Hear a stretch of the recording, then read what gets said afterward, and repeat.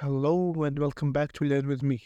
In the last video, we have talked about variables, and in this video, we'll talk about conditional statements. If, else, elif, and switch.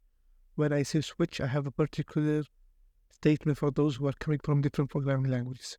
So let's start with if and else. What do I mean by if and else? We make a variable called age.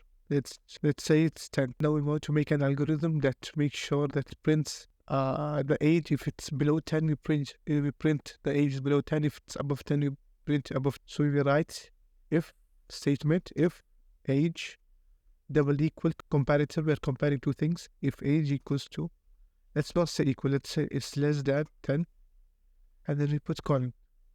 And see, as we talked about in the first video, we have indentation. This means that this is the subcode of if.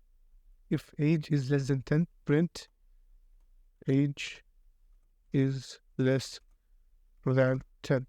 And if we want to get out from its sub function, we come outside. Then we write else. We print again, indentation, print age is more than 10. Now, as you can see that if I run here, age is more than 10. Why? Because it's less than 10. No, it's not less than 10. So it goes else. Let's say let's say we have 2, okay? And we say run. Age is less than 10.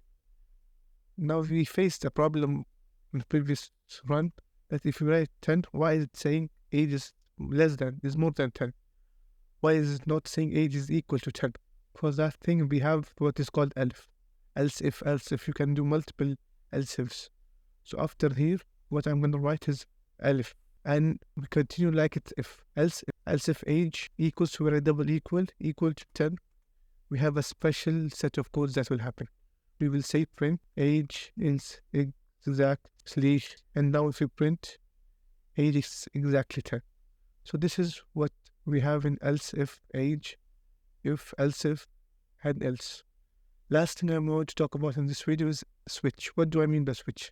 This is for those who are coming from different programming languages or are aiming to elaborate in the future. In some programming languages, we have something called switch. Let's say, for example, I define the variable called gender.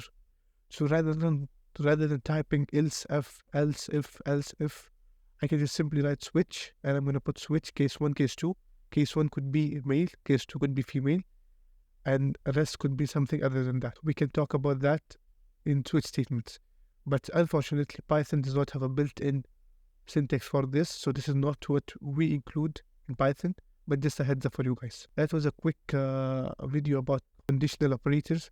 Thank you for watching. If you guys liked it, make sure to like and subscribe. Add the playlist to make sure to see all the other videos, and see you guys in the next one.